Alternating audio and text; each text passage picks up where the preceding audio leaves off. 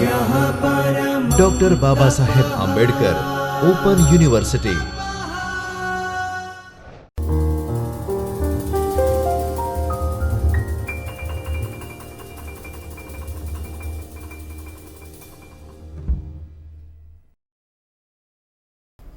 नमस्कार विद्यार्थी मित्रों, doctor Baba Saheb Ambedkar open university Ahmedabad के चैतन्य स्टूडियो से मैं doctor Rohit Jangra, assistant professor department of library and information science से आपका स्वागत करता हूं। आज के इस वीडियो लेक्चर में हम चर्चा करेंगे हमारी course master of library and information science के paper ML2 104 information communication technologies applications के बारे में, जिसके अंदर ब्लॉक नंबर 2 लाइब्रेरी ऑटोमेशन के अंदर यूनिट है, unit number 6 software packages their features. तो आज की इस प्रेजेंटेशन के ऑब्जेक्टिव्स कुछ इस प्रकार हैं मित्रों। इस यूनिट को पढ़ने के बाद आप जान पाएंगे लाइब्रेरी ऑटोमेशन पैकेजों के कार्यों और आवश्यकताओं के बारे में, एक लाइब्रेरी ऑटोमेशन पैकेज का मूल्यांकन कर सकेंगे, भारत में उपलब्ध लाइब्रेरी ऑटोमेशन पैकेज की विशेषताओं को जान सकेंगे और उनके विकास के मार्ग का पता लगा सकेंगे। आइए जानते हैं इसके इंट्रोडक्शन के बारे में। तो सॉफ्टवेयर क्या होता है? सॉफ्टवेयर एक कलेक्शन ऑफ प्रोग्राम्स होता है जो किसी भी कंप्यूटर की कार्यप्रणाली को नियंत्रित करता है और हार्डवेयर का कार्य करने में सक्षम बनाता है। अब हम बात करते हैं टाइप्स ऑफ सॉफ्टवेयर। तो मुख्यतः सॉफ्टवेयर दो प्रकार के होते हैं, सिस्टम सॉफ्टवेयर और एप्लीकेशन सॉफ्टवेयर। सिस्टम सॉफ्टवेयर वो होता है जो कंप्यूटर के सभी संसाधनों को मैनेज करता है, जैसे कि operating system, Mac OS, Linux, Windows etcetera. अब हम बात करते हैं एप्लीकेशन सॉफ्टवेयर्स के बारे में।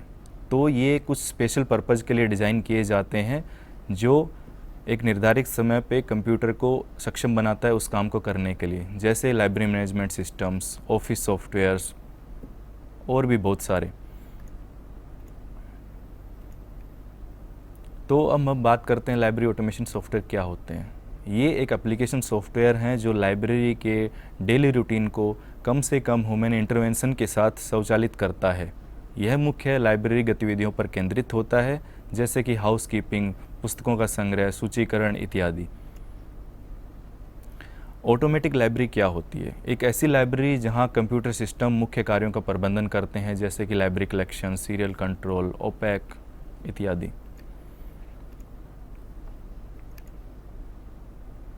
अब हम बात करते हैं लाइब्रेरी मैनेजमेंट सिस्टम्स के बारे में। तो मुख्यतः जो LMS होते हैं वो ग्राहक सेवा को बढ़ाने, लाइब्रेरी के स्टॉक को प्रबंधित करने और ओवरऑल लाइब्रेरी के संचालन की देखरेख करने के लिए आवश्यक टूल्स हैं। ये लाइब्रेरी प्रोफेशनल्स के अनुभव और ज्ञान से विकसित किए जाते हैं। आज के मॉडर्न LMS इंटीग्रेटेड सिस्टम्स होते हैं जो किसी भी रिलेशनल डेटाबेस पर आधारित होते हैं, जहां एक फ़ाइल में बदलाव आने पर संबंधित फाइलों में ऑटोमेटिक अपडेट हो जाते हैं। भारत में लाइब्रेरी मैनेजमेंट सिस्टम्स का मार्केट। हमारे देश में लाइब्रेरी मैनेजमेंट सिस्टम्स मार्केट अच्छी तरह से विकसित है। अधिकांश विशेष पुस्तकालयों में तथा एकेडमिक लाइब्रेरीज़ ने ऑटोमेटेड सिस्टम्स को लागू कर दिया है और जिन्होंने लागू नहीं किया है वो उसकी तैयारी कर रहे हैं। अब हम बात करेंगे लाइब्रेरी ऑटोमेशन सॉफ्टवेयर्स के विकास के बारे में, evolution of library management systems. तो LMS के अंदर कंटिन्यूस सॉफ्टवेयर डेवलपमेंट होता रहा है जब से इनका विकास हुआ है। जैसे कि हम जानते हैं सॉफ्टवेयर्स का विकास एक निरंतर प्रक्रिया है। जैसे जैसे टेक्नोलॉजी एडवांस होती जाती है, सॉफ्टवेयर को उसकी कैपेबिलिटीज़, इंटीग्रेशन फीचर्स और उसकी ओवरऑल परफॉर्मेंस को सुधारने के लिए अपडेट किया जाता है।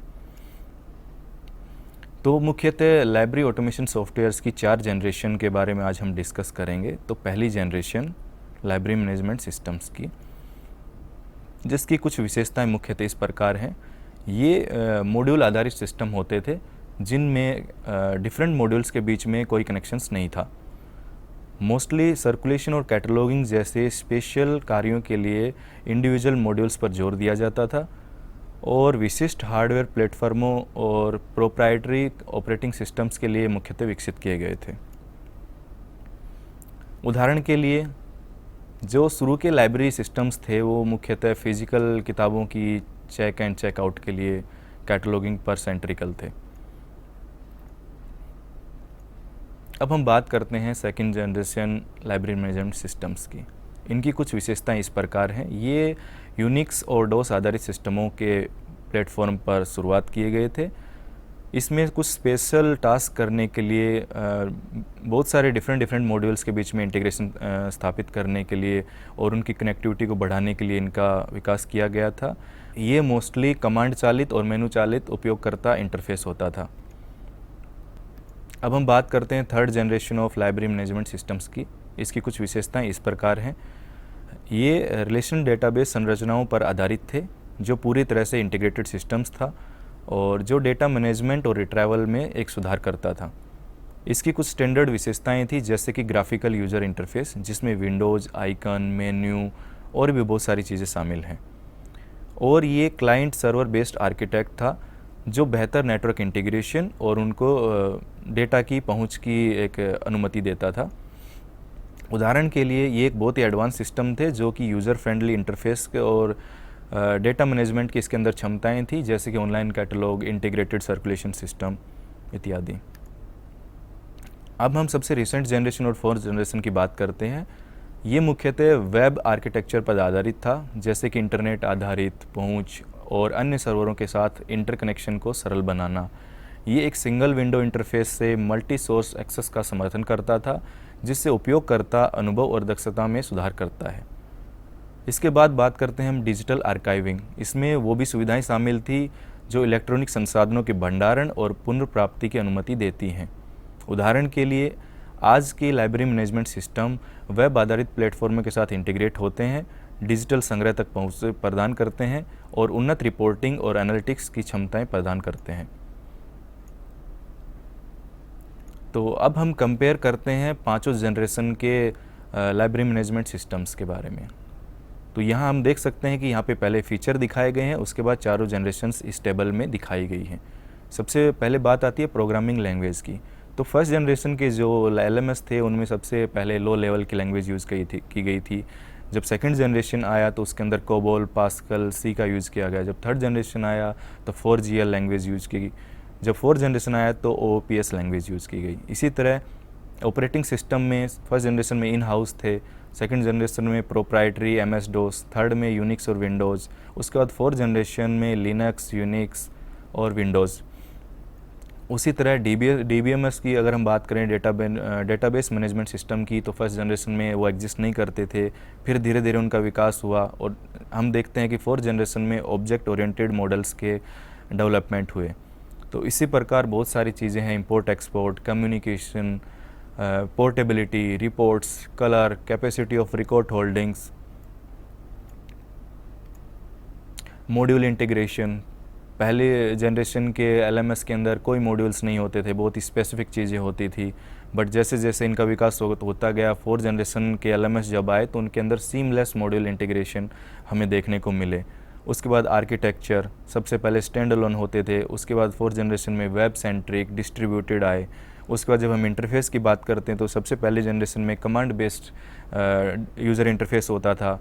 उसके बाद फोर्थ जनरेशन की अगर हम बात करें तो ये आइकन ड्राइव और वेब बेस्ड इसका इंटरफेस हम देख सकते हैं। उसके बाद यूज़र सपोर्ट, उसके बाद मल्टीलिंगुअल सपोर्ट, यूनिकोड।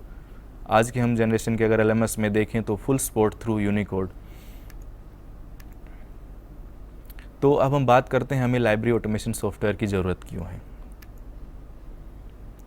एक effective library management system users की जो एक्सपेक्टेशन होती हैं उनकी ज़रूरतों को पूरा करता है, स्टाफ और अथॉरिटीज़ के साथ साथ। तो यहाँ पे दो ब्रॉड कैटेगरीज बताई गई हैं कि क्यों हमें लाइब्रेरी ऑटोमेशन सॉफ्टवेयर्स की ज़रूरत है।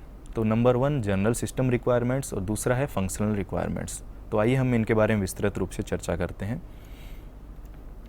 तो सबसे पहले आता है जनरल सिस्टम रिक्वायरमेंट्स, क्यों हमें LMS की ज़रूरत है। तो सबसे पहले हम बात करते हैं fully integrated library management systems की। आज के समय में हमें fully integrated library management system की ज़रूरत है, क्योंकि जैसे जैसे हमारी लाइब्रेरीज बड़ी होती जा रही हैं, उसी तरह हमें डेटा को रिट्राइव करने के लिए high and softwares and supports की ज़रूरत है। दैट्स वाई हमें फुली इंटीग्रेशन की एक ज़रूरत होती है अपनी लाइब्रेरी को ऑटोमेट करने के लिए। अब बात आती है सपोर्ट फॉर मल्टीपल ब्रांचेस। ये हमें एक एबिलिटी देता है इंडिपेंडेंट लाइब्रेरीज़ को एक सिंगल ट्री सेंट्रल सिस्टम के नीचे sharing with A common database system. जैसे कि बहुत सारी जगह मल्टीपल लाइब्रेरीज़ हैं, तो हम एक सिंगल अम्ब्रेला के नीचे उन सभी लाइब्रेरीज़ को एक्सेस कर पाएंगे। उसके बाद बात आती है स्केलेबिलिटी की। तो जो फुल्ली इंटीग्रेटेड एलएमएस होते हैं वो अनलिमिटेड नंबर ऑफ़ रिकॉर्ड्स को अपने अंदर स्टोर कर सकते हैं, जिससे हमें बहुत सारी चीज़ों में सहायता प्रदान होती है, जैसे कि लोन पीरियड्स, फाइन्स, बुक्स का रिजर्वेशन इत्यादि।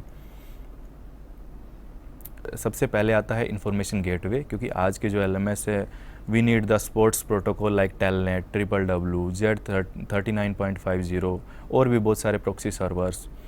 उसके बाद हम बात करते हैं सर्कुलेशन कंट्रोल की, कि हम कैसे बोरोविंग, रिटर्निंग और रिजर्विंग लाइब्रेरी के जो होल्डिंग्स और मटेरियल्स हैं उनका सर्कुलेशन हम कैसे कंट्रोल करेंगे। उसके बाद हम बात करते हैं बिब्लियोग्राफिक कंट्रोल की, कि हम कैटलॉगिंग को कैसे मैनेज करेंगे।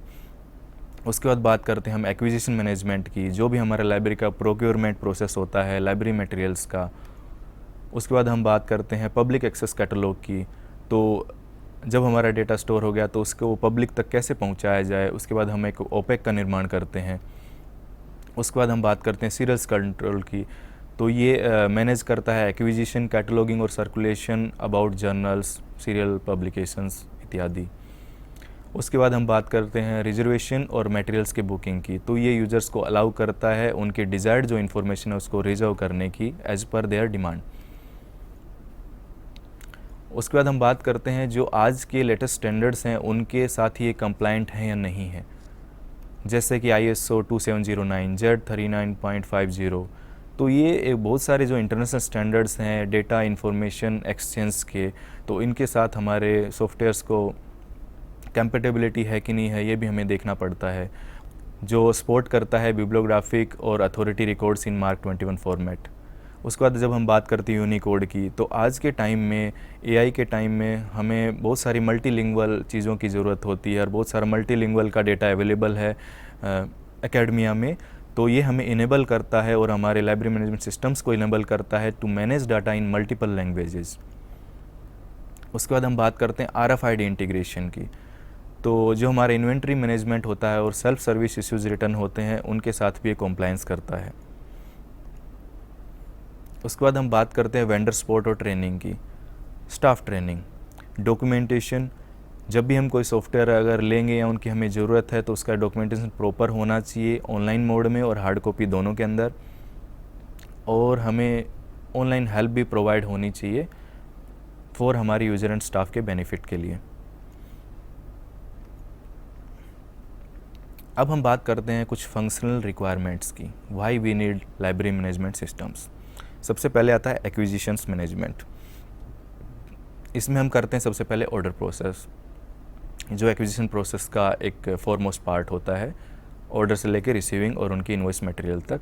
उसके बाद हम बात करते हैं बजट कंट्रोल। उसके बाद करते हैं हम वेंडर मैनेजमेंट। उसके बाद हम बात करते हैं कैटलॉगिंग और सर्कुलेशन की, तो मार्क 21 सपोर्ट होना चाहिए। उसके बाद बात आती है अथॉरिटी कंट्रोल की, नेम, सब्जेक्ट और बहुत सारे अदर कैटलॉग एलिमेंट्स उसके अंदर होने चाहिए। उसके बाद बात आती है बैच प्रोसेसिंग की।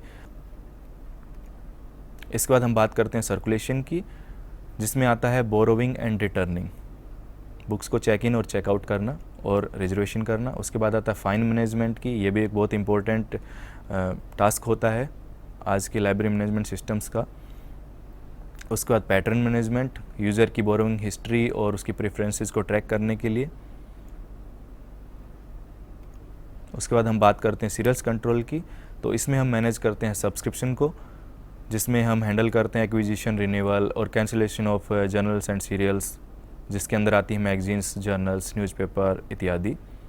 उसके बाद हम बात करते हैं इश्यूज़ ट्रैकिंग की, तो जो भी हमारे मटेरियल्स हैं उनकी रिसिप्ट और उनके ट्रैकिंग, उनका कंप्लीट हमें डेटा रिसीव हुआ है नहीं हुआ, उसको हम मेंटेन करते हैं सीरियल्स कंट्रोल के अंदर। उसके बाद बात आती है बाइंडिंग कंट्रोल की, तो इसके द्वारा हम ट्रैक कर सकते हैं binding of serials into volumes. अब आता है foremost part OPAC, open public access catalogue. तो इसके अंदर हम सबसे पहले देखते हैं सर्च कैपेबिलिटीज़ को, जो हमें प्रोवाइड करता है एडवांस सर्च कैपेबिलिटीज़, जिसमें बहुत सारे फीचर होते हैं। हम कीवर्ड के द्वारा सर्च कर पाएंगे, ऑथर के द्वारा, टाइटल और बहुत सारे सब्जेक्ट सर्च भी ऑफ़र करते हैं आज के हाई एंड सॉफ्टवेयर्स। उसके बाद हम बात करते हैं यूज़र अकाउंट मैनेजमेंट की। तो ये पैटर्न्स को अलाउ करता है to manage their accounts online, including checking due dates और उनको आइटम्स को रिन्यू करने के लिए। उसके बाद बात हम करते हैं इंटीग्रेटेड विद अदर सिस्टम्स, जैसे कि बहुत सारी अदर लाइब्रेरी सर्विसेज होती है, जैसे कि ई बुक्स हो गई, डिजिटल आर्काइव्स हो गए, इंटर लाइब्रेरी लोन्स हो गए, digital resource management, e books and digital media integration. तो इसमें हम बात करते हैं डिजिटल कलेक्शन के मैनेजमेंट के बारे में, जिसमें e books, audio books, multimedia file, digital archiving. तो ये सपोर्ट करता है storage and cataloguing about digital resources, उनके लॉन्ग टर्म एक्सेस के लिए। उसके बाद हम बात करते हैं इंटर ऑपरेटेबिलिटी की। तो ज़रूरी नहीं कि किसी हम एक ऑपरेटिंग सिस्टम पे एक सॉफ्टवेयर को यूज़ कर रहे हैं तो उसी पर चलें। तो आज के टाइम में वी नीड कि एक सॉफ्टवेयर मल्टीपल प्लेटफॉर्म्स पे रन कर पाए। इंटर लाइब्रेरी लोन, इसके अंदर हम देखते हैं रिक्वेस्ट मैनेजमेंट, डॉक्यूमेंट्स की डिलीवरी इलेक्ट्रॉनिक के थ्रू या पार्सल के थ्रू, जिसमें हम आर्टिकल, बुक, चैप्टर और अदर मटेरियल को दूसरी लाइब्रेरी से लोन पे लेते हैं। Then security and data protection, data encryption जो इंश्योर करता है कि सेंसिटिव डेटा जो है उसकी इंफॉर्मेशन इंक्रिप्टेड रहे। डिजास्टर रिकवरी, अगर किसी कारणवश हमारा डेटा बैकअप लॉस्ट हो गया है या कुछ डिजास्टर नेचुरल डिजास्टर की वजह से हमारे डेटा में कुछ प्रॉब्लम आ गई है तो उसको रिकवर किया जा सके। ये सब फीचर्स एक लेटेस्ट लाइब्रेरी मैनेजमेंट सिस्टम्स के अंदर होने चाहिए। अब हम बात करते हैं implementation of library automation software की। एक लाइब्रेरी ऑटोमेशन को हम कैसे व्यवस्थापित करें। तो सबसे पहले बात आती है सॉफ्टवेयर सिलेक्शन की। तो जो भी मार्केट में सॉफ्टवेयर्स अवेलेबल हैं, सबसे पहले हम उनको इवैल्यूएट करेंगे, जो हमारी यूज़र नीड के ऊपर बेस्ड होंगे, हमारी सपोर्ट, कॉस्ट। तो हमें बहुत सारे मल्टीपल फीचर्स देखने होंगे सॉफ्टवेयर सिलेक्शन करने से पहले। उसके बाद हम सेलेक्ट करेंगे हार्डवेयर को। तो अब हम बात करते हैं हार्डवेयर सिलेक्शन की, जिसमें हम देखते हैं type and capacity of servers, computers, network infrastructure और पेरिफेरल्स। उसके बाद हम देखते हैं साइट प्रिपरेशन, कि हम नेटवर्क को कैसे इस्टेब्लिश करेंगे।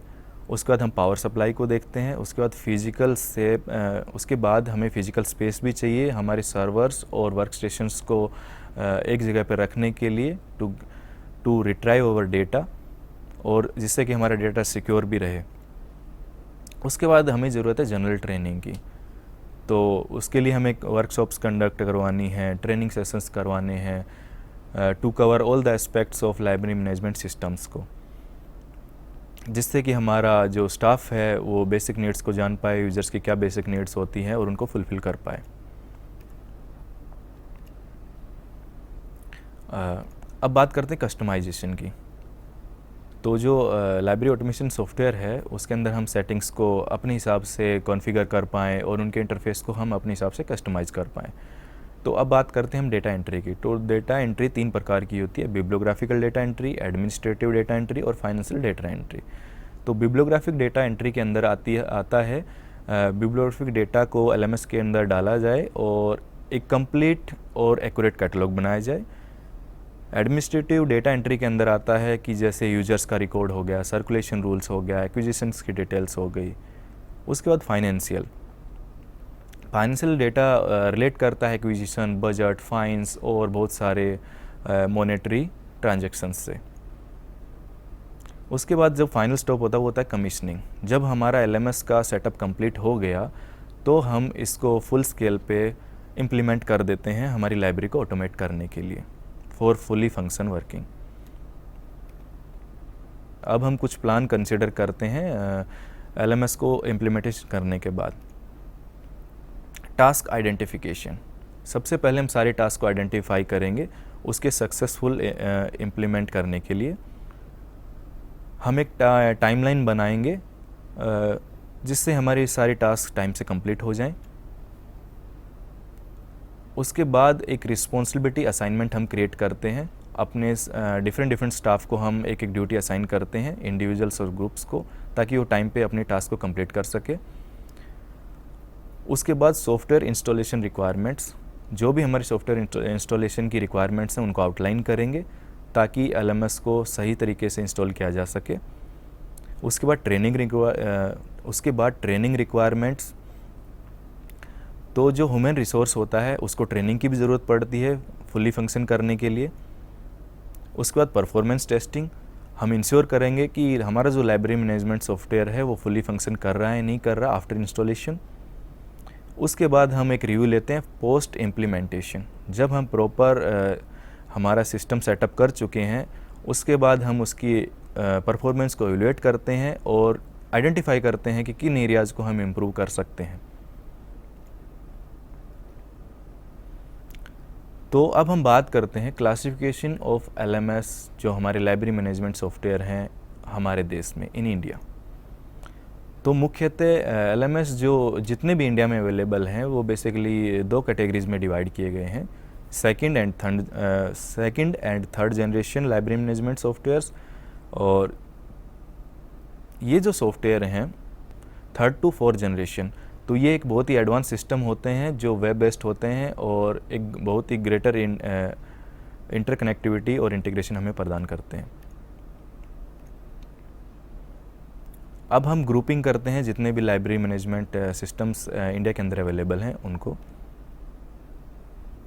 तो इनको 3 कैटेगरीज में डिवाइड कर दिया गया है, large system, medium range system, small system.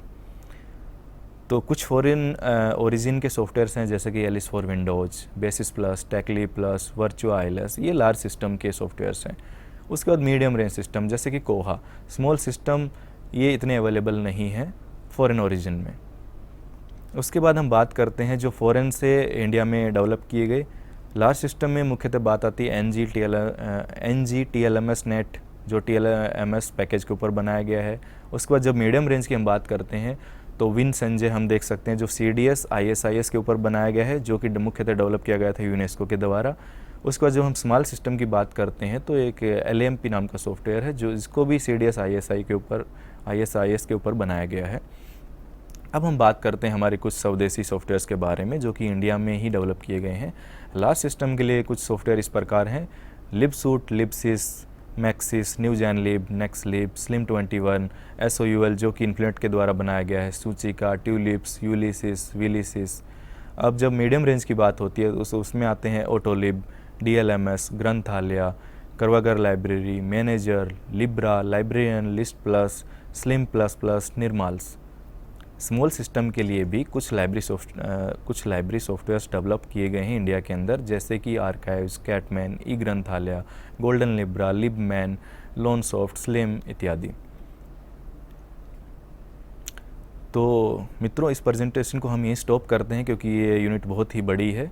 तो अगली प्रेजेंटेशन के अंदर हम चर्चा करेंगे जितने भी जो लाइब्रेरी मैनेजमेंट सॉफ्टवेयर हैं जो फॉरेन में ओरिजिनेटेड हैं और जो डेवलप किए गए हैं ओवर फॉरेन सिस्टम्स और जो इंडिया के अंदर ओरिजिन किए गए हैं। धन्यवाद मित्रों जुड़ने के लिए। अगली वीडियो में हम मिलते हैं इस यूनिट के नेक्स्ट पार्ट के साथ। Thank you.